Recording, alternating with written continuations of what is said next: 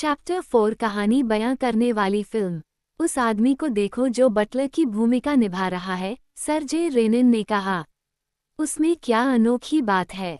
Hortense ने पूछा। वे एक पिक्चर पैलेस की बालकनी में बैठे थे, जहां हॉर्टेंस ने उसे ले जाने के लिए कहा था ताकि वह स्क्रीन पर एक महिला की बेटी को देख सके, जो अब मर चुकी है, जो उसे पियानो सिखाती थी। रोज एंड्री, एक प्यारी लड़की जिसकी हरकतें सुरीली और चेहरा मुस्कुराता था, उस शाम एक नई फिल्म द हैप्पी प्रिंसेस में दिखाई दे रही थी, जिसे उसने अपनी उच्च आत्माओं और अपनी गर्म, चमकती हुई सुंदरता से रोशन किया था। रेनिन ने कोई सीधा जवाब नहीं दिया, लेकिन प्रदर्शन के दौरान एक विराम के दौरान उन्होंने कहा, मैं कभी कभी अधीनस्थ पात्रों को देखकर एक उदासीन फिल्म के लिए खुद को सांत्वना देता हूँ। मुझे ऐसा लगता है कि वे बेचारे शैतान, जिन्हें कुछ दृश्यों को 10 या 20 बार दोहराया जाता है, अक्सर अंतिम प्रदर्शन के समय अपने हिस्से के अलावा अन्य चीजों के बारे में सोचते होंगे। और उन छोटे छोटे विचलित करने वाले क्षणों को नोट करना बहुत मजेदार है, जो उनके स्वभाव, उनकी सहज प्रवृत्ति के बारे में कुछ बताते हैं। उदाहरण के लिए, उस बटलर के मामले में देखो। अब स्क्रीन पर एक आलीशान टेबल दिखाई दे रही थी। हैप्पी प्रिंसेस अपने सभी प्रेमियों से घिरी हुई सिरहाने बैठी थी। बटलर के आदेश पर आधा दर्जन पहरेदार कमरे में घूम रहे थे। बटलर एक बड़ा आदमी था जिसका चेहरा नीरस और खुरदुरा था। वह दिखने में आम था और उसकी दो बड़ी बड़ी भौहें उसके माथे पर एक ही रेखा में मिल रही थीं। वो एक क्रूर व्यक्ति दिखता है, हॉर्टेंस ने कहा, लेकिन आपको उसमें क्या अजीब बात दिखती है? बस ध्यान दें कि वह राजकुमारी को कैसे देखता है और मुझे बताएं कि क्या वह उसे ज़रूरत से ज़्यादा बार नहीं देखता है। हॉर्टेंस ने कहा, मैंने अब तक वास्तव में कुछ भी नोटिस नहीं किया है। क्यों? बेशक वह करता है, सर रेनिन ने कहा। ये बिल्कुल स्पष्ट है कि वास्तविक जीवन में वह रोज एंड्री के लिए निजी भावनाएं रखता है, जो एक अनाम नौकर के लिए बिल्कुल भी उपयुक्त नहीं है। ये संभव है कि वास्तविक जीवन में किसी को भी ऐसी बात का अंदाजा न हो, लेकिन स्क्रीन पर, जब वो खुद को नहीं देख रहा होता है, या जब उसे लगता है कि रिहर्सल में अभिनेता उसे नहीं देख सकते हैं, तो उसका रहस्य उससे छूट जाता है। देखो, वह आदमी चुपचाप खड़ा था। रात का खाना खत्म हो चुका था। राजकुमारी शैंपेन का गिलास पी रही थी और वह अपनी चमकती आंखों से उसे घूर रहा था, जो उनकी भारी पलकों के पीछे आधी छिपी हुई थीं। 2 बार फिर उन्होंने उसके चेहरे पर उन अजीब अभिव्यक्तियों को देखकर आश्चर्यचकित किया, जिनके लिए रेनिन ने एक भावनात्मक अर्थ लगाया था जिसे हॉर्टेंस ने देखने से इनकार कर दिया था। उन्होंने कहा, ये लोगों को देखने का उनका तरीका है। फिल्म का पहला भाग समाप्त हो गया। इसमें 2 भाग थे, जिन्हें एक एंट्रैक्ट द्वारा विभाजित किया गया था। कार्यक्रम पर सूचना में कहा गया था कि 1 साल बीत चुका था और हैप्पी प्रिंसेस अपने पति, एक गरीब संगीतकार के साथ, एक सुंदर नॉर्मन कॉटेज में रह रही थी, जो पूरी तरह से लताओं से लदा हुआ था। राजकुमारी अभी भी खुश थी, जैसा कि स्क्रीन पर स्पष्ट था, अभी भी उतनी ही आकर्षक थी और अभी भी उसके लिए कई तरह के प्रेमी मौजूद थे। कुलीन और आम लोग, किसान और वित्तपोषक, सभी तरह के लोग उसके पैरों में गिर पड़े, और उनमें से प्रमुख एक प्रकार का असभ्य एकाकी, झबरा, आधा जंगली लकड़हारा था, जिससे वह जब भी टहलने जाती थी, मिलती थी। अपनी कुल्हाड़ी से लैस एक दुर्जेय, चालाक व्यक्ति झोपड़ी के चारों ओर घूमता था, और दर्शकों को निराशा की भावना के साथ महसूस होता था कि हैप्पी प्रिंसेस के सिर पर कोई खतरा मंडरा रहा है। देखो, वो देखो, रेनिन फुसफुसाया, क्या तुम्हें पता है कि जंगल का आदमी कौन है? नहीं, बस बटलर। एक ही अभिनेता दोनों किरदार दोहरा रहा है। वास्तव में, उसने जो नया रूप काटा था, उसके बावजूद, बटलर की चाल और मुद्राएं लकड़हारे की भारी चाल और गोल कंधों के नीचे स्पष्ट थीं, यहाँ तक कि अस्त व्यस्त दाढ़ी और लंबे, घने बालों के नीचे एक बार साफ सुथरा चेहरा क्रूर अभिव्यक्ति और भौहों की घनी रेखा के साथ दिखाई दे रहा था। पृष्ठभूमि में राजकुमारी को छप्पर वाली झोपड़ी से बाहर निकलते हुए देखा गया। वह आदमी पेड़ों के झुरमुट के पीछे छिप गया। समय समय पर स्क्रीन पर बहुत बड़े पैमाने पर उसकी भयंकर घूमती हुई आंखें या उसके बड़े बड़े अंगूठे वाले जानलेवा हाथ दिखाई देते थे। हॉर्टेंस ने कहा, वह आदमी मुझे डराता है। वह वाकई डरावना है, क्योंकि वह अपने हिसाब से काम कर रहा है, रेनिन ने कहा। आपको ये समझना चाहिए कि 3 या 4 महीनों के अंतराल में, जो 2 फिल्मों के निर्माण की तारीखों को अलग करता है, उसके जुनून ने प्रगति की है, और उसके लिए ये राजकुमारी नहीं है जो आ रही है, बल्कि रोज़ेंड्री है। आदमी नीचे झुका हुआ था। पीड़ित प्रसन्नतापूर्वक और बिना किसी संदेह के उसके पास आया। वह गुजरी, एक आवाज़ सुनी, रुकी और मुस्कुराते हुए अपने चारों ओर देखा, जो चौकस, फिर बेचैन और फिर अधिक से अधिक चिंतित हो गया। लकड़हारे ने शाखाओं को एक तरफ कर दिया था और झाड़ियों के बीच से आ रहा था। वे अब आमने सामने खड़े थे। उसने अपनी बाहें खोल दी मानो उसे पकड़ना चाहता हो। उसने चीखने की कोशिश की, मदद के लिए पुकारने की कोशिश की, लेकिन इससे पहले कि वह थोड़ा सा भी प्रतिरोध कर पाती, बाहें उसके चारों ओर बंद हो गईं। फिर उसने उसे अपने कंधे पर फेंक दिया और भागने लगा। क्या तुम संतुष्ट हो? रेनिन ने फुसफुसाते हुए कहा। क्या तुम्हें लगता है कि इस चौथे दर्जे के अभिनेता में इतनी ताकत और ऊर्जा होती अगर यह रोज़ेंड्री के अलावा कोई और महिला होती? इस बीच लकड़हारा जंगल के किनारे से होकर बड़े बड़े पेड़ों और चट्टानों के ढेरों को पार कर रहा था। राजकुमारी को नीचे उतारने के बाद उसने एक गुफा के प्रवेश द्वार को साफ किया, जिसमें दिन की रोशनी एक तिरछी दरार से प्रवेश करती थी। दृश्यों के अनुक्रम में पति की निराशा, खोज और कुछ छोटी शाखाओं की खोज दिखाई गई जिन्हें राजकुमारी ने तोड़ दिया था और जो रास्ता दिखाती थी कि वह किस रास्ते पर गई थी। फिर अंतिम दृश्य आया, जिसमें पुरुष और महिला के बीच भयानक संघर्ष था जब महिला पराजित और थकी हुई होकर जमीन पर गिर जाती है, पति का अचानक आगमन और गोली लगने से जानवर की जान चली जाती है। ठीक है, रेनिन ने कहा, जब वे चित्र महल से बाहर निकल गए, और वह एक निश्चित गंभीरता के साथ बोला, मैं मानता हूं कि आपके पुराने पियानो शिक्षक की बेटी उस दिन से ही खतरे में है जब से वह आखिरी दृश्य फिल्माया गया था। मैं मानता हूं कि ये दृश्य जंगल के आदमी द्वारा हैप्पी प्रिंसेस पर हमला नहीं है, बल्कि एक अभिनेता द्वारा उस महिला पर हिंसक और उन्मत्त हमला है जिसे वह चाहता है। निश्चित रूप से ये सब भाग द्वारा निर्धारित सीमाओं के भीतर हुआ और किसी ने इसमें कुछ भी नहीं देखा, शायद रोज़ेंड्री को छोड़कर किसी ने नहीं, लेकिन मैंने अपने हिस्से के लिए जुनून की झलक देखी है जो मेरे मन में कोई संदेह नहीं छोड़ती। मैंने ऐसी नज़रें देखी हैं जो इच्छा और यहाँ तक कि हत्या करने के इरादे को भी प्रकट करती हैं। मैंने मुट्ठी बांधे हुए हाथ देखे हैं, जो गला घोंटने के लिए तैयार हैं। संक्षेप में, ऐसे कई विवरण जो मेरे लिए साबित करते हैं कि उस समय आदमी की वृत्ति उसे उस महिला को मारने के लिए प्रेरित कर रही थी जो कभी उसकी नहीं हो सकती थी। और यह सब क्या है? यदि रोज़ेंड्री अभी भी खतरे में है और बहुत देर नहीं हुई है तो हमें उसकी रक्षा करनी चाहिए।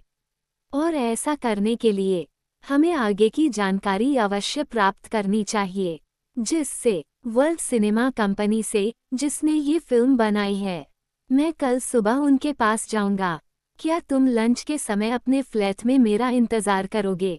दिल से, हॉर्टेंस अभी भी संशय में थी। जुनून की ये सारी अभिव्यक्तियां, जिनमें से उसने न तो जोश और न ही क्रूरता से इनकार किया, उसे एक अच्छे अभिनेता का तर्कसंगत व्यवहार लग रहा था। उसने उस भयानक त्रासदी के बारे में कुछ भी नहीं देखा था जिसके बारे में रेनिन ने दावा किया था कि उसने भविष्यवाणी की थी, और उसे आश्चर्य हुआ कि क्या वह कल्पना की अधिकता के कारण गलत नहीं हो रहा था। ठीक है, उसने अगले दिन पूछा, बिना व्यंग्य के, तुम कितनी दूर तक पहुंच गए हो? क्या तुमने कोई अच्छा बैग बनाया है? कुछ रहस्यमयी, कुछ रोमांचक? बहुत अच्छा। ओह, सच में? और तुम्हारा तथाकथित प्रेमी? यह एक डेलिब्रेक है, जो मूल रूप से एक दृश्य चित्रकार है, जिसने फिल्म के पहले भाग में बटलर और दूसरे भाग में जंगल के आदमी की भूमिका निभाई थी और उसे इतनी सराहना मिली कि उसे एक नई फिल्म के लिए नियुक्त किया गया। नतीजतन, वह हाल ही में अभिनय कर रहा है। वह पेरिस के पास अभिनय कर रहा था, लेकिन शुक्रवार 18 सितंबर की सुबह वह वर्ल्ड सिनेमा कंपनी के गराज में घुस गया और एक शानदार कार और 40,000 फ्रैंक की नकदी लेकर भाग गया। पुलिस में सूचना दर्ज कराई गई और रविवार को कार द्राक्स के बाहर थोड़ी दूर पर मिली। और अब तक की जांच में 2 बातें सामने आई हैं, जो कल के अखबारों में छपेंगी। पहली, डेलिब्रेक पर एक हत्या करने का आरोप है जिसने पिछले साल बहुत हलचल मचाई थी। जॉरी बोगेट की हत्या। दूसरी, अपनी 2 डकैतियों के अगले दिन डेलिब्रेक 2 लोगों के साथ मोटर कार में ले हावा से गुजर रहा था, जिन्होंने उसे दिन के उजाले में और भीड़ भरी सड़क पर लूटने में मदद की। एक महिला जिसकी पहचान अभी तक नहीं हो पाई है। रोज एंड्री। हॉटेंस ने बेचैनी से पूछा। मैं अभी अभी रोज एंड्री के घर गया था। वर्ल्ड सिनेमा कंपनी ने मुझे उसका पता दिया। रोज एंड्री ने इस गर्मी में यात्रा की और फिर एक पखवाड़े तक सीन इंफीरियर में रहीं, जहां उनका अपना एक छोटा सा घर है, द हैप्पी प्रिंसेस में असली कॉटेज। अमेरिका से वहां एक फिल्म करने का निमंत्रण मिलने पर वह पेरिस वापस आई, गेरे सेंट लाजारे में अपना सामान पंजीकृत कराया और 18 सितंबर शुक्रवार को रवाना हो गईं। उनका इरादा ले हावा में सोने और शनिवार की नाव लेने का था। शुक्रवार 18 तारीख, हॉटेंस ने बड़बड़ाते हुए कहा, वही दिन जिस दिन वह आदमी। और शनिवार को ही ले हावा में एक महिला को उसके द्वारा उठा लिया गया था। मैंने कॉम्पगनी ट्रांसअटलांटिक में जाकर देखा और एक संक्षिप्त जांच से पता चला कि रोज एंड्री ने एक केबिन बुक किया था, लेकिन वह केबिन खाली था। यात्री नहीं आया। ये भयानक है। उसे उठा लिया गया है। तुम सही थे। मुझे ऐसा ही डर है। आपने क्या करने का निर्णय लिया है? अडोल्फ, मेरा ड्राइवर, कार के साथ बाहर है। चलो ले हावा चलते हैं। अभी तक रोज एंड्री के लापता होने की बात पता नहीं चल पाई है। इससे पहले कि यह पता चले और पुलिस डेलिब्रेक द्वारा ले जाई गई महिला की पहचान उस महिला से करे जो अपना केबिन लेने नहीं आई, हम रोज एंड्री का पता लगा लेंगे। यात्रा के बारे में ज्यादा कुछ नहीं कहा गया। 4 बजे हॉटेंस और रेनिन रूइन पहुंच गए, लेकिन यहाँ रेनिन ने अपना रास्ता बदल दिया। अडोल्फ, सीन नदी के बाएं किनारे पर जाओ। उन्होंने घुटनों के बल बैठकर मोटरिंग मैप खोला और अपनी उंगली से मार्ग को रेखांकित करते हुए हॉटेंस को दिखाया कि यदि आप ले हावा से, या बल्कि क्विलबेफ से, जहां सड़क सीन नदी को पार करती है, ड्रक्स तक, जहां चोरी की गई कार मिली थी, एक रेखा खींचते हैं, तो ये रेखा ब्रोटोन के जंगल के पश्चिम में स्थित एक बाजार शहर राउटोट से होकर गुजरती है। अब ये ब्रोटन के जंगल में था। उन्होंने आगे कहा, जैसा कि मैंने सुना है, द हैप्पी प्रिंसेस का दूसरा भाग फिल्माया गया था। और जो सवाल उठता है वो ये है, रोज एंड्री को पकड़ने के बाद क्या शनिवार की रात को जंगल के पास से गुजरते समय डेलिब्रेक के मन में यह विचार नहीं आया होगा कि वह अपने शिकार को वहां छिपा दे, जबकि उसके 2 साथी ड्रक्स चले गए और वहां से पेरिस लौट आए। गुफा काफी पास थी। क्या उसे वहां जाने के लिए बाध्य नहीं किया गया था? उसे अन्यथा क्या करना चाहिए? क्या कुछ महीने पहले इस गुफा की ओर भागते समय उसने अपनी बाहों में, अपनी छाती से, अपने होठों की पहुंच के भीतर उस महिला को नहीं पकड़ा था जिसे वह प्यार करता था और जिसे उसने अब जीत लिया है? भाग्य और तर्क के हर नियम से रोमांच फिर से दोहराया जा रहा है, लेकिन इस बार वास्तविकता में रोज एंड्री एक बंदी है। बचाव की कोई उम्मीद नहीं है। जंगल विशाल और सुनसान है। उस रात या अगली रातों में से किसी एक को रोज एंड्री को आत्मसमर्पण करना होगा या मरना होगा। हॉटेंस कांप उठी। हम बहुत देर हो चुके होंगे। इसके अलावा आपको नहीं लगता कि वो उसे कैदी बनाकर रख रहा है? बिल्कुल नहीं। मेरे दिमाग में जो जगह है वह चौराहे पर है और सुरक्षित जगह नहीं है। लेकिन हमें कोई सुराग मिल सकता है। जब वे रोमन अवशेषों और मध्यकालीन अवशेषों से भरे ब्रोटोन के प्राचीन जंगल में दाखिल हुए तो ऊंचे पेड़ों से रात की परछाई गिर रही थी। रेनिन जंगल को अच्छी तरह से जानता था और उसे याद था कि वाइन कास्ट के नाम से मशहूर एक ओक के पास एक गुफा थी जो शायद हैप्पी प्रिंसेस की गुफा होगी। उसने इसे आसानी से ढूंढ लिया, अपनी इलेक्ट्रिक टॉर्च चालू की, अंधेरे कोनों में खोजबीन की और हॉटेंस को वापस प्रवेश द्वार पर ले आया। अंदर कुछ नहीं है, उसने कहा, लेकिन यहाँ वो सबूत है जिसकी मुझे तलाश थी। डेलिब्रेक फिल्म की यादों में खोया हुआ था, लेकिन रोज एंड्री भी। हैप्पी प्रिंसेस ने जंगल से होते हुए रास्ते में शाखाओं की नोकें तोड़ ली थीं। रोज एंड्री इस छेद के दाईं ओर कुछ शाखाओं को तोड़ने में कामयाब रही है, इस उम्मीद में कि उसे पहले मौके की तरह ही खोजा जाएगा। हाँ, हॉटेंस ने कहा, यह इस बात का सबूत है कि वो यहाँ थी, लेकिन ये सबूत 3 सप्ताह पुराना है। उस समय से वह या तो मर चुकी है और पत्तों के ढेर के नीचे दबी हुई है, या फिर किसी और गड्ढे में जीवित है जो इससे भी अधिक एकाकी है। यदि हाँ, तो वह कहाँ है? रेनिन ने अपने कान खड़े कर लिए। दूर से कुल्हाड़ी के वार की आवाजें आ रही थीं, बेशक जंगल के उस हिस्से से आ रही थी जिसे साफ किया जा रहा था। रेनिन ने कहा, मुझे आश्चर्य है कि क्या वो फिल्म के प्रभाव में आकर अपना व्यवहार जारी नहीं रख पाया होगा, और क्या द हैप्पी प्रिंसेस में जंगल का आदमी स्वाभाविक रूप से अपना काम फिर से शुरू नहीं कर पाया होगा। क्योंकि वह आदमी बिना ध्यान आकर्षित किए कैसे जी सकता है, अपना भोजन कैसे जुटा सकता है? उसे कोई नौकरी मिल गई होगी। हम इस बात को लेकर आश्वस्त नहीं हैं। हम ऐसा उन लकड़हारों से पूछकर कर सकते हैं जिनकी आवाज़ हम सुन सकते हैं। गाड़ी उन्हें जंगल के रास्ते से दूसरे चौराहे पर ले गई, जहां वे पैदल चलकर एक ऐसे रास्ते पर पहुंचे जो गाड़ियों के पहियों से गहरे गड्ढेदार था। कुल्हाड़ियों की आवाज़ बंद हो गई। करीब चौथाई घंटे चलने के बाद उन्हें 1 दर्जन आदमी मिले जो दिन भर का काम खत्म करके पास के गांवों में लौट रहे थे। क्या ये रास्ता हमें राउडोट तक ले जाएगा? रेनिन ने उनसे बातचीत शुरू करने के लिए पूछा। नहीं, आप इससे मुंह मोड़ रहे हैं, उनमें से एक आदमी ने कर्कश स्वर में कहा। और वह अपने साथियों के साथ आगे बढ़ गया। हॉटेंस और रेनिन वहीं खड़े रहे। उन्होंने बटलर को पहचान लिया था। उसके गाल और थोड़ी मुंडे हुए थे, लेकिन उसका ऊपरी होंठ काली मूंछों से ढका हुआ था, जो जाहिर तौर पर रंगी हुई थी। भौहें अब आपस में मिलती नहीं थीं और सामान्य आकार में सिमट गई थीं। इस प्रकार 20 घंटे से भी कम समय में एक फिल्म अभिनेता के व्यवहार से प्राप्त स्पष्ट संकेतों पर कार्य करते हुए सर्जे रेनिन ने विशुद्ध मनोवैज्ञानिक तर्कों के माध्यम से त्रासदी के मर्म को छू लिया था। रोज एंड्री जिंदा है, उसने कहा।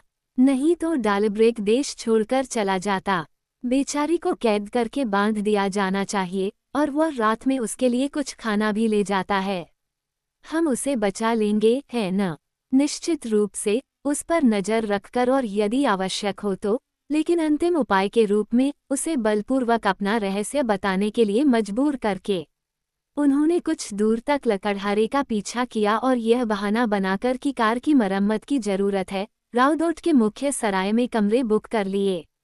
सराय से जुड़ा एक छोटा सा कैफे था जो आंगन के प्रवेश द्वार से अलग था और जिसके ऊपर 2 कमरे थे। एक तरफ लकड़ी की बाहरी सीढ़ी से पहुंचा जा सकता था।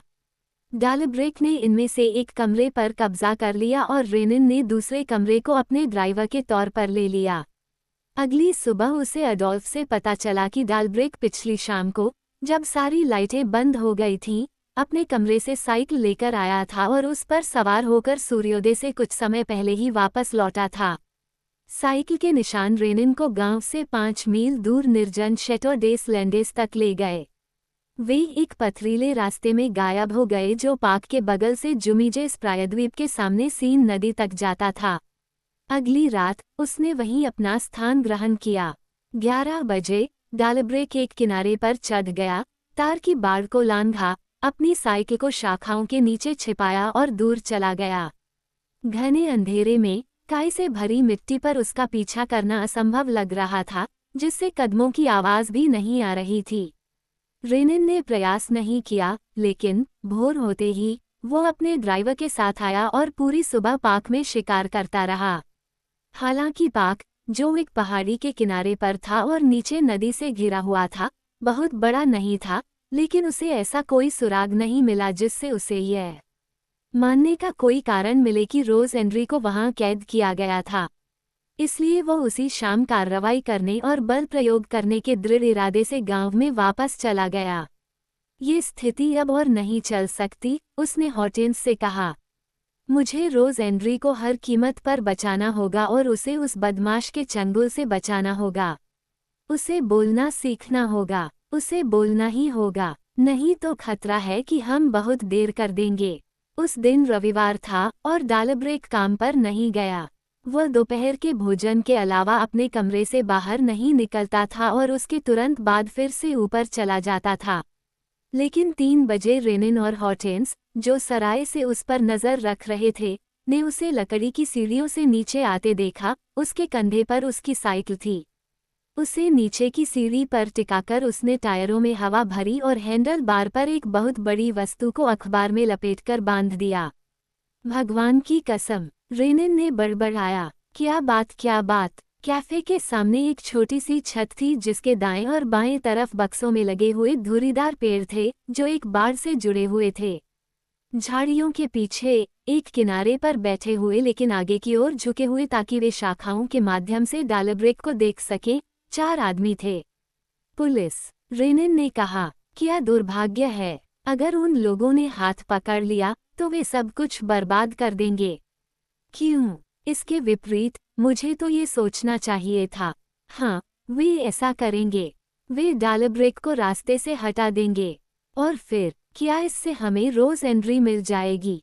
डालब्रेक ने अपनी तैयारियां पूरी कर ली थीं।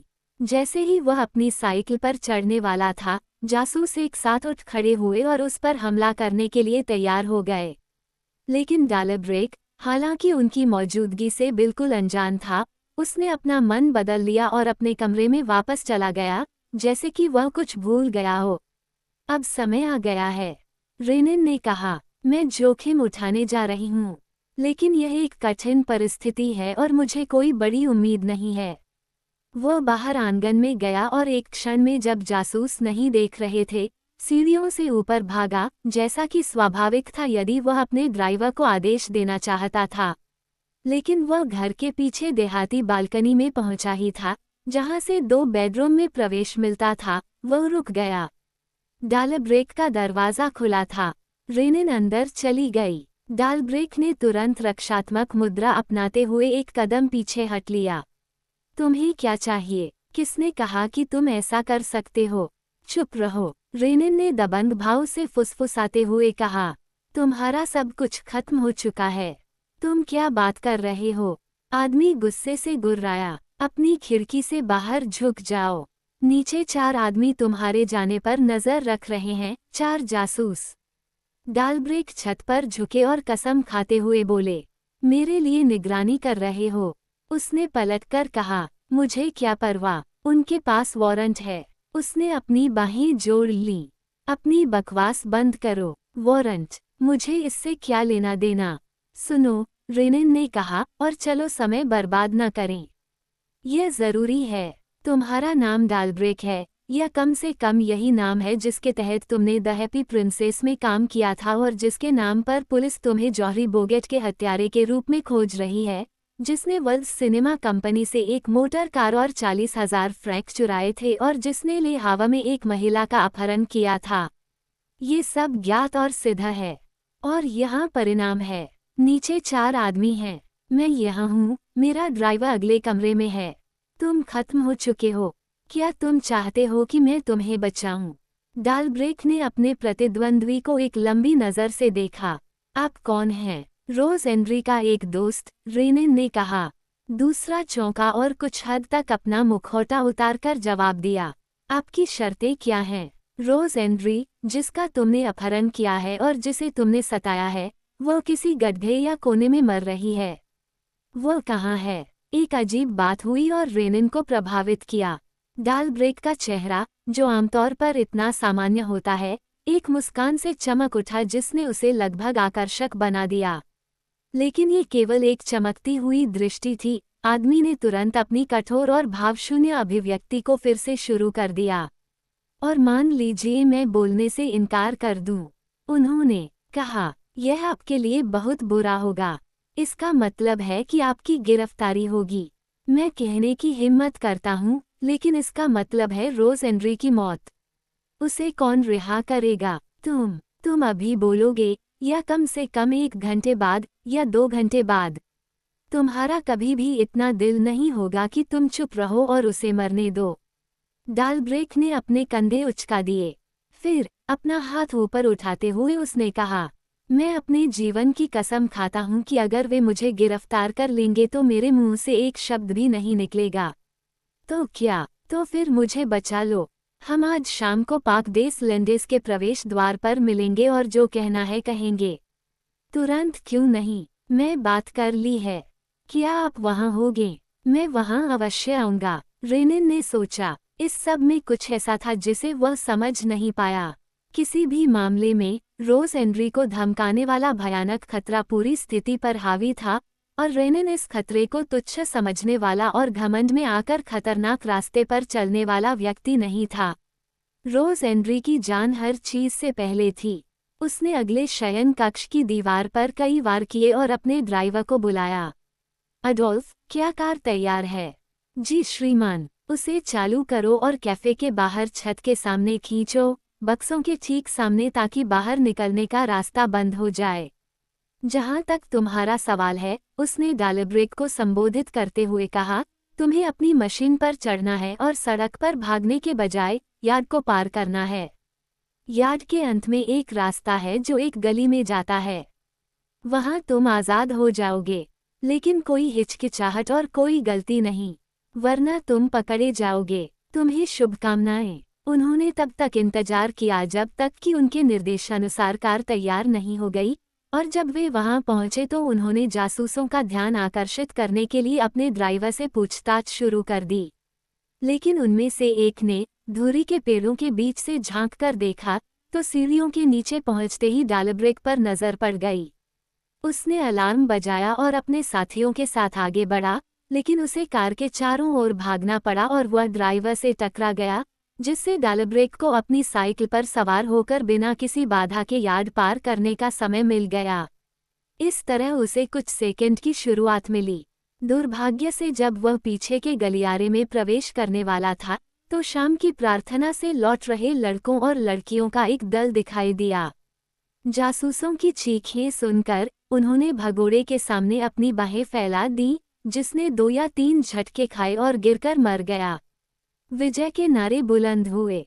उसे पकड़ो, उसे रोको। जासूस दहाड़ते हुए आगे बढ़े। रेनिन ने जब देखा कि खेल खत्म हो गया है तो वह दूसरों के पीछे दौड़ी और चिल्लाई, उसे रोको। वह उनके पास आया ही था कि डालब्रेक ने अपने पैरों पर खड़े होकर एक पुलिसकर्मी को नीचे गिरा दिया और उसकी रिवॉल्वर तान दी। रेनिन ने उसे उसके हाथों से छीन लिया, लेकिन 2 अन्य जासूसों ने भी चौंककर अपने हथियार निकाल लिए थे। उन्होंने गोली चलाई। डालब्रेक के पैर और सीने में गोली लगी और वह आगे की ओर गिर पड़ा। धन्यवाद सर, इंस्पेक्टर ने रेनिन से अपना परिचय देते हुए कहा। हम आपके बहुत आभारी हैं। मुझे लगता है कि तुमने उस आदमी के लिए कुछ कर दिया है, रेनिन ने कहा। वह कौन है? एक डालब्रेक, एक बदमाश जिसे हम ढूंढ रहे थे। रेनिन खुद को संभाल नहीं पा रहा था। अब तक हॉर्टेंस भी उसके साथ आ गई थी और वह गुर्राया। मूर्ख मूर्ख, अब उन्होंने उसे मार डाला है। ओह, ये संभव नहीं है। हम देखेंगे, लेकिन चाहे वह मरा हो या जीवित, रोज एंड्री के लिए यह मौत है। हम उसका पता कैसे लगाएंगे? और हमें उस जगह को खोजने का क्या मौका है? कोई दुर्गम शरण स्थल जहां वह बेचारी दुख और भूख से मर रही है। जासूस और किसान डालब्रेक को अपने साथ एक अस्थायी स्ट्रक्चर पर लेकर चले गए थे। रेनिन, जो पहले तो ये जानने के लिए उनके पीछे गया था कि क्या होने वाला है, ने अपना विचार बदल दिया और अब अपनी आंखें जमीन पर टिकाए खड़ा था। साइकिल के गिरने से वह पार्सल खुल गया था जिसे डालब्रेक ने हैंडल बार से बांधा था, और अखबार फट गया था जिससे उसका अंदर का हिस्सा दिखाई दे रहा था। एक टिन का बर्तन, जंग लगा हुआ, क्षतिग्रस्त, टूटा फूटा और बेकार। इसका क्या मतलब है? वह बुदबुदाया। क्या विचार था? उसने उसे उठाया, उसकी जांच की, फिर वह मुस्कुराया, जीभ चटकाए और धीरे से हंसा। अपनी पलक भी मत हिलाओ मेरे प्यारे, इन सब लोगों को जाने दो। ये सब हमारा काम नहीं है न? पुलिस की परेशानियों से हमें कोई मतलब नहीं। हम 2 मोटर चालक हैं जो अपनी मौज मस्ती के लिए यात्रा करते हैं और अगर मन करे तो पुराने बर्तन भी इकट्ठा कर लेते हैं। उसने अपने ड्राइवर को बुलाया। अडोल्फ, हमें एक चक्करदार सड़क से पार्क डेस लैंडेस तक ले चलो। आधे घंटे बाद वे डूबे हुए रास्ते पर पहुंच गए और लकड़ी की ढलानों के किनारे पैदल ही नीचे उतरने लगे। सीन नदी, जो दिन के इस समय बहुत कम थी, एक छोटे से घाट से टकरा रही थी जिसके पास एक कीड़े खाए हुए, सड़ते हुए नाव पानी के गड्ढों से भरी हुई खड़ी थी। रेनिन नाव में चढ़ गया और तुरंत अपने सॉसपैन से गड्ढों को बाहर निकालना शुरू कर दिया। फिर उसने नाव को घाट के किनारे खींच लिया, हॉर्टेंस की मदद की और नाव को बीच धारा में लाने के लिए एक चप्पू का इस्तेमाल किया, जिसे उसने स्टर्न में एक गैप में रखा था। मुझे लगता है मैं वहां हूँ, उसने हंसते हुए कहा। हमारे साथ सबसे बुरा यही हो सकता है कि हमारे पैर भीग जाएं, क्योंकि हमारी नाव में थोड़ा बहुत रिसाव होता है। लेकिन क्या हमारे पास सॉसपैन नहीं है? ओह, उस उपयोगी बर्तन पर आशीर्वाद। जैसे ही मैंने उसे देखा, मुझे याद आया कि लोग टपकती नावों के तल को बाहर निकालने के लिए इन वस्तुओं का उपयोग करते हैं। क्यों? लैंड्स के जंगल में एक नाव जरूर होगी। ऐसा कैसे हो सकता है कि मैंने कभी इसके बारे में नहीं सोचा? लेकिन बेशक डालब्रेक ने सीन को पार करने के लिए उसका उपयोग किया। और जब वह पानी बना रही थी, तो वह एक सॉसपैन ले आया। तो फिर रोज एंड्री, हॉर्टेंस ने पूछा, ये दूसरे तट पर, जुमीजेस प्रायद्वीप पर एक कैदी है। आप यहाँ से प्रसिद्ध मठ देख सकते हैं। वे कीचड़ से ढके बड़े बड़े कंकड़ों से भरे समुद्र तट पर फंस गए। और यह बहुत दूर भी नहीं हो सकता, उन्होंने आगे कहा।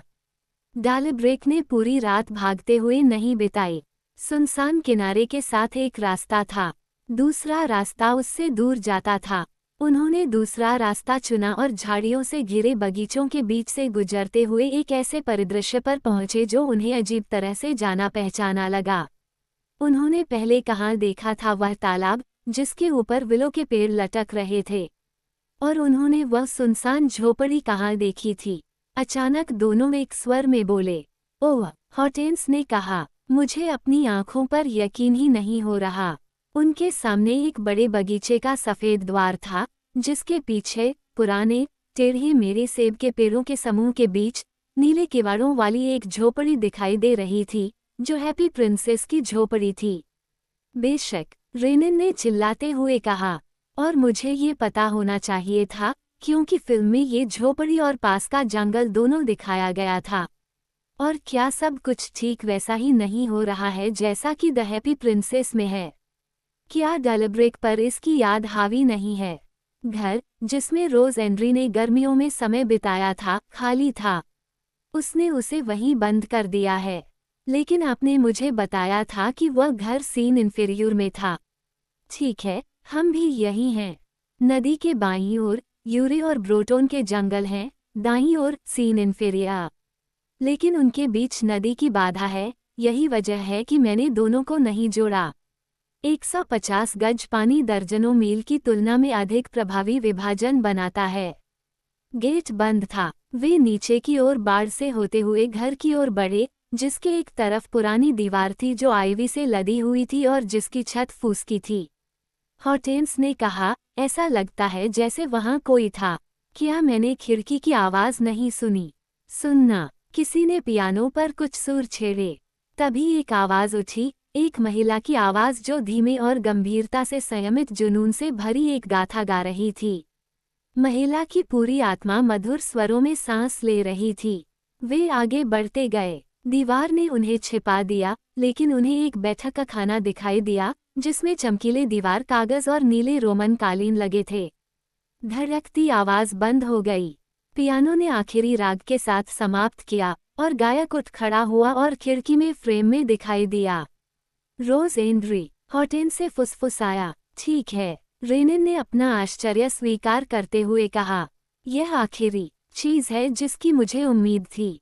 रोज एंड्री आजाद और अपनी झोपड़ी के बैठकखाने में मासिनेट गा रही है।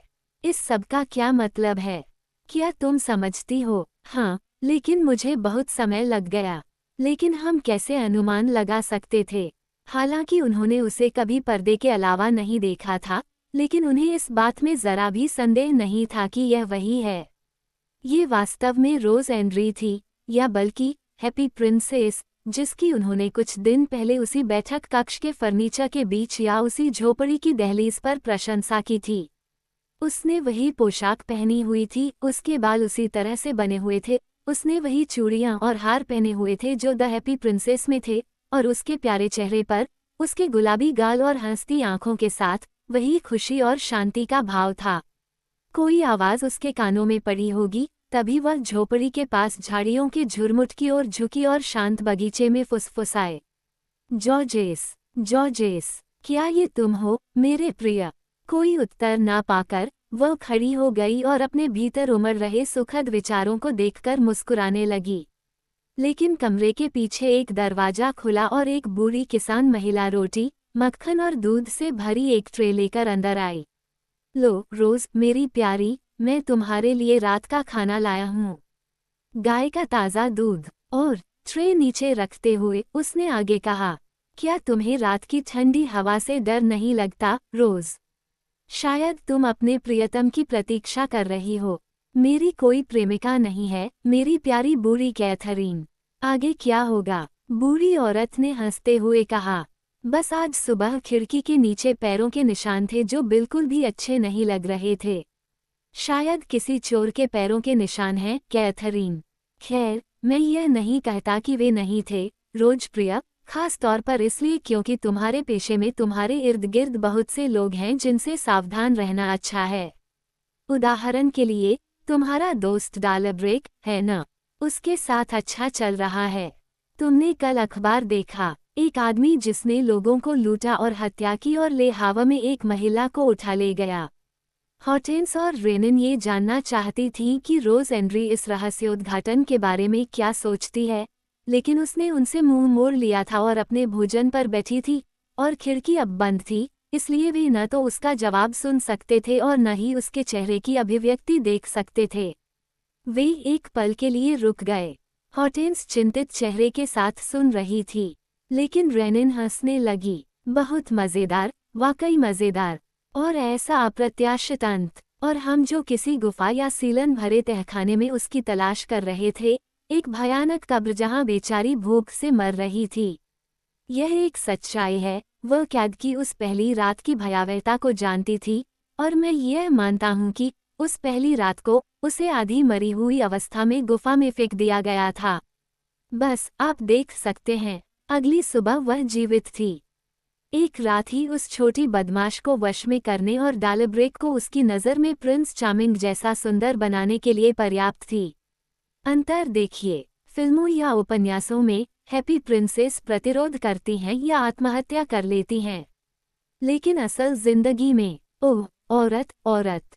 हाँ, हॉर्टेंस ने कहा, लेकिन जिस आदमी से वह प्यार करती है वह लगभग निश्चित रूप से मर चुका है।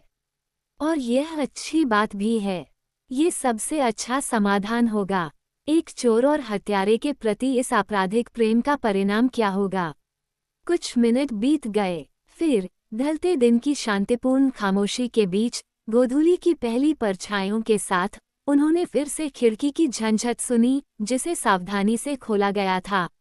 रोज एंड्री बगीचे की तरफ झुकी और इंतजार करने लगी। उसकी आंखें दीवार की तरफ मुड़ी हुई थीं, जैसे कि उसने वहां कुछ देखा हो।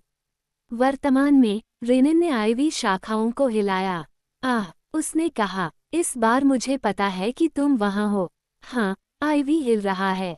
जॉर्जेस, जॉर्जेस डार्लिंग, तुम मुझे इंतजार क्यों करवा रहे हो? कैथरीन चली गई है। मैं बिल्कुल अकेली हूँ। वह घुटनों के बल बैठी थी और ध्यान भटकाते हुए अपनी चूड़ियों से ढकी सुडौल भुजाओं को फैला रही थी, जिनके टकराने से धातु जैसी ध्वनि निकली। George's, George's. उसकी हर हरकत, उसकी आवाज की रोमांच, उसका पूरा अस्तित्व इच्छा और प्रेम को व्यक्त कर रहा था।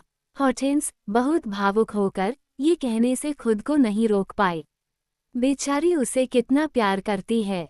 अगर वह जानती। आह, लड़की चिल्लाई, तुमने बोल दिया, तुम वहां हो और तुम चाहते हो कि मैं तुम्हारे पास आऊं, है न? मैं यहाँ हूँ, जॉर्जेस। वो खिड़की की चौखट पर चढ़ गई और भागने लगी, जबकि रेनिन दीवार के चारों ओर घूमकर उससे मिलने के लिए आगे बढ़ी।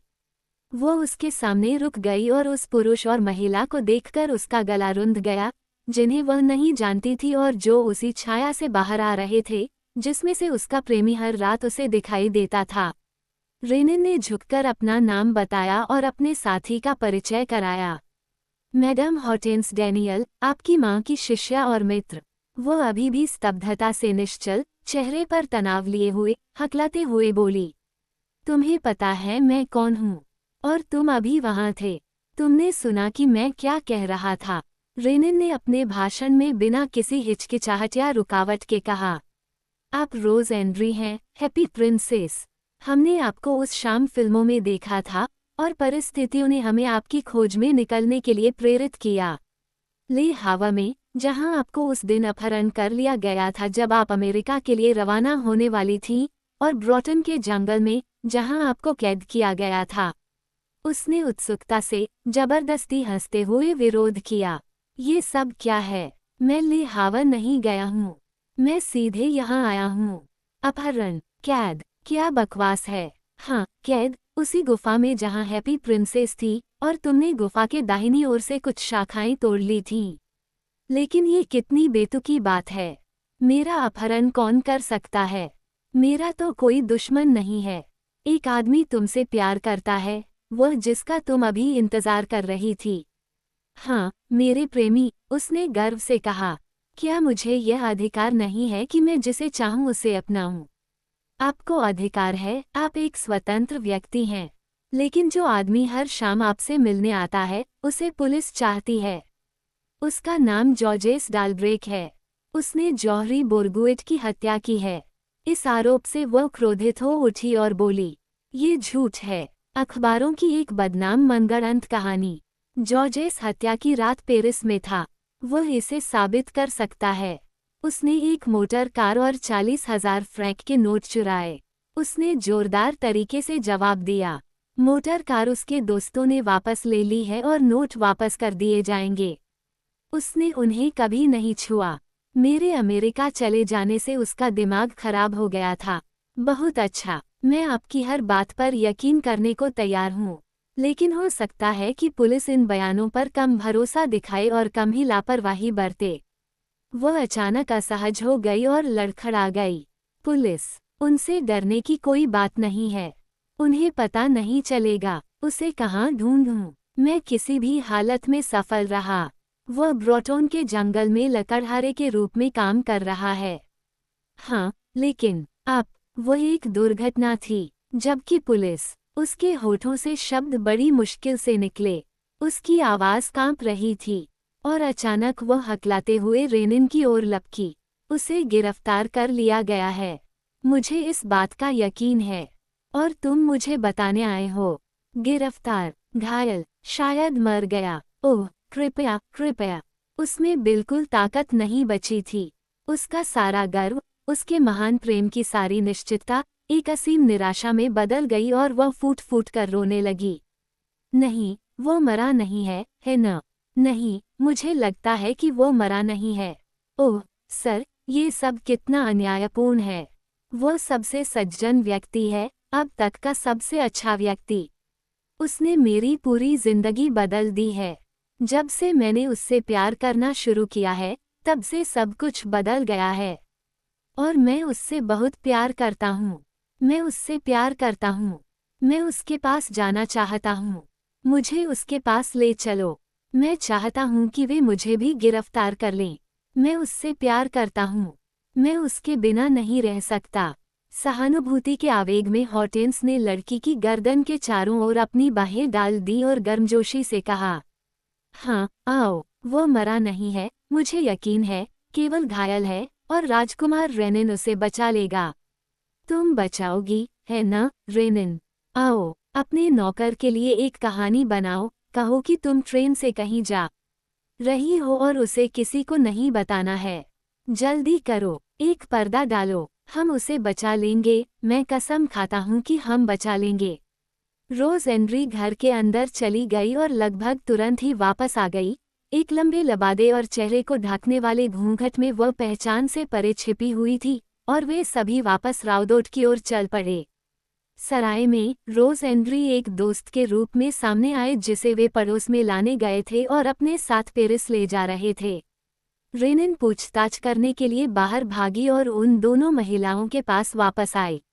सब ठीक है, डालब्रेक जीवित है। उन्होंने उसे मेयर के कार्यालय के एक निजी कमरे में सुला दिया है।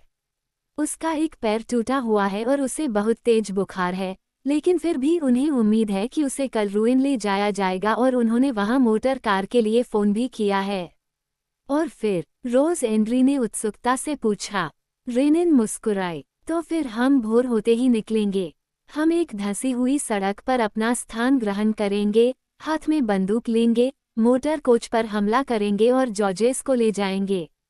ओह, मत हंसो, उसने दुखी होकर कहा। मैं बहुत दुखी हूँ, लेकिन ये साहसिक कार्य रेनिन को मनोरंजक लगा, और जब वो हॉटिन्स के साथ अकेला था तो उसने कहा, देखा आपने कि मौत के बजाय अपमान को प्राथमिकता देने से क्या होता है।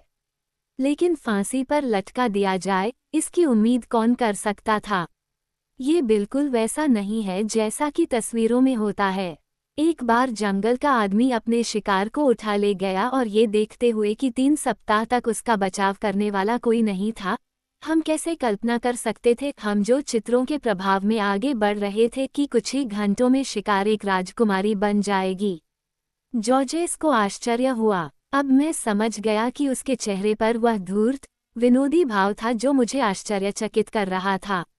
उसे याद था, जॉर्जेस को याद था, और उसे मेरे लिए फांसी की परवाह नहीं थी। ओह, उसने मुझे अच्छी तरह से धोखा दिया। और तुम, मेरे प्यारे, उसने तुम्हें भी धोखा दिया। और यह सब फिल्म का प्रभाव था।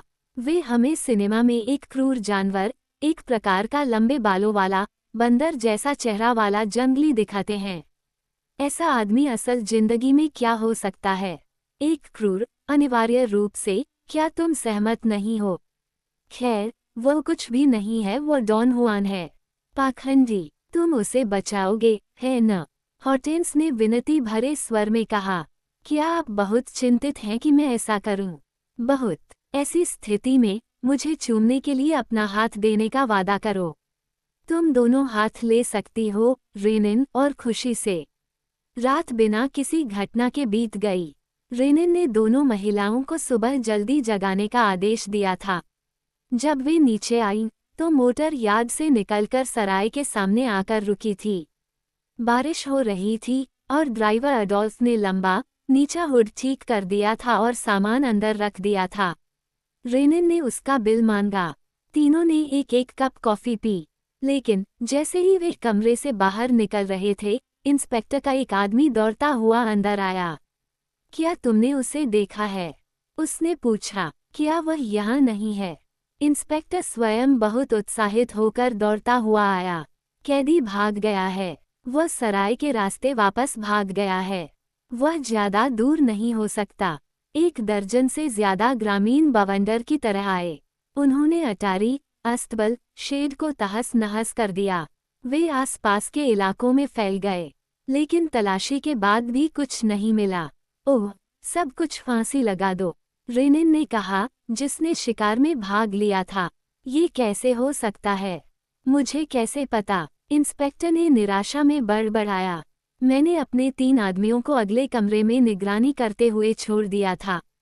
मैंने आज सुबह उन्हें गहरी नींद में सोते हुए पाया। उनकी शराब में कोई नशीली दवा मिला दी गई थी। और डालब्रेक पक्षी उड़ गया था। किस ओर? खिड़की के रास्ते। जाहिर है, वहां रस्सियों और सीढ़ी के साथ साथी भी थे। और चूंकि डालब्रेक का पैर टूटा हुआ था, इसलिए वे उसे स्ट्रेचर पर ही ले गए। उन्होंने कोई निशान नहीं छोड़ा। सच है कि पैरों के निशान नहीं मिले। बारिश ने सब कुछ खराब कर दिया है। लेकिन वे यार्ड से होकर गए, क्योंकि स्ट्रेचर वहीं था। आप उसे ढूंढ लेंगे, मिस्टर इंस्पेक्टर, इसमें कोई संदेह नहीं है। किसी भी मामले में, आप निश्चिंत रहें कि इस मामले में आपको कोई परेशानी नहीं होगी। मैं आज शाम पेरिस में रहूंगा और सीधे प्रीफेक्चर जाऊंगा, जहां मेरे प्रभावशाली मित्र हैं। रेनिन कॉफी रूम में उन 2 महिलाओं के पास वापस गई और हॉटिन्स ने तुरंत कहा, तुम ही तो उसे ले गए थे, है न? कृपया रोज एंड्री को शांत करो। वो बहुत डरी हुई है। उसने रोज एंड्री को अपनी बांह दी और उसे कार तक ले गया। वो लड़खड़ा रही थी और बहुत पीली पड़ गई थी। उसने धीमी आवाज में कहा, क्या हम जा रहे हैं? और क्या वह सुरक्षित है?